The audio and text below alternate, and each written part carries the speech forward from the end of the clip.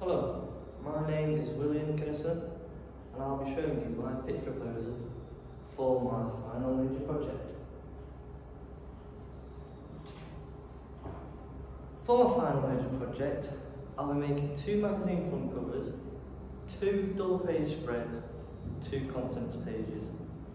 I feel that these documents are really good examples of my progress from year 1 to year 2, because in year 1 I started off making for my FMP, I made for my FMP a magazine, and this year I'll be making a magazine too. So, I will use many of my skills to help me with making these magazine front cover, double page spread and contents pages to help me with what I'm doing.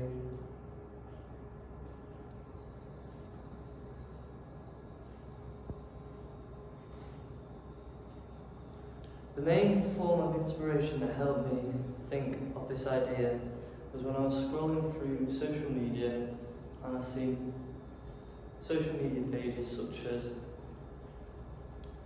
433 and Barstool Sports, and these pages have different news articles on them but don't really have much in detail. So what I was thinking is, why don't they do more in detail? So that's where the idea came from, that if there was things like this in a bigger form, it could make a good use for the magazine. And I thought there was a big place I thought that a magazine in the sports genre area was a big gap for that stage, and I thought that there needs to be a magazine for this news type of, and like information based and all this type of stuff that you'll be getting from this magazine that I'll be making. These are some examples of existing products, contents page here in the middle, double page spread and front cover. I've chosen these because these are very good examples and they fit the style of what I would be going for when I'm making mine. Also, these 3 images, or these 3 products, will help me when finding my codes and conventions for the front covers and the double page spread and the contents pages.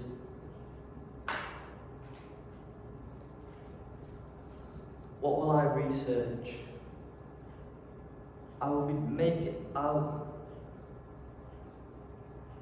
What I'll be doing next is making sure that I've found full codes and conventions, wrote lists of each one's meaning. The next task after that, I will be completing analysis of existing products, such as these type of products. Also, I'll be making a questionnaire which will help me find out what the audience think about magazines, which could help me when making my magazines. So yeah.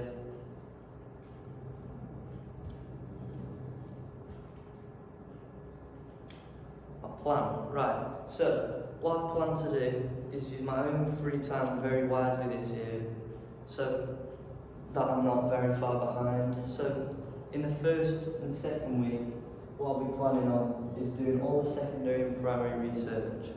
So I'll have the questionnaires done this week and next week, and the deadline for this is the 24th of March, because I set myself the deadline so I could meet each deadline at the right time that I've been given myself.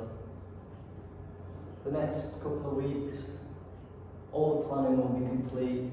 This includes sketches, risk assessments, location recce, all this type of stuff, and that will just be, so then I'll finish this, deadline 7th of April, and when I finish this, I I can get on with this. Because when I've done my production, my planning even, then I can do the production because it all leads hand in hand then. Then it's the planning, right? Which I could give myself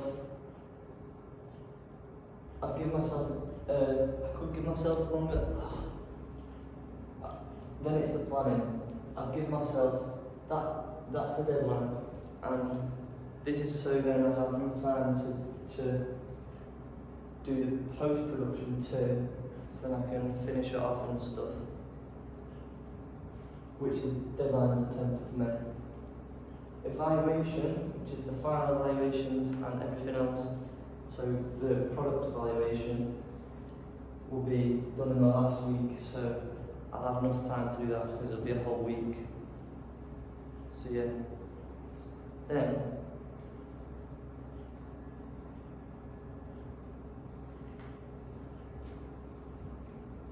this is my Gantt chart that I've made, and I want to make sure that in these 2 weeks here that I'm doing as much work as possible, so I'm not getting far behind, because I don't want to be not doing anything in these 2 and then leaving all for the weeks after.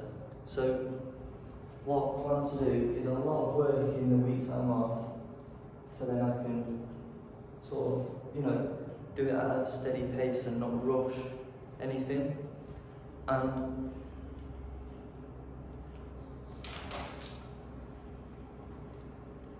also, the Gantt chart helps me find out what work I need to do each week, so I can look at this one and say, oh yeah, I can tick that off, tick that off, tick that off. And then it's more of a handy document for me to know what I need to do. So that's why I've done the Gantt chart, to help me. So yeah, thank you very much for listening.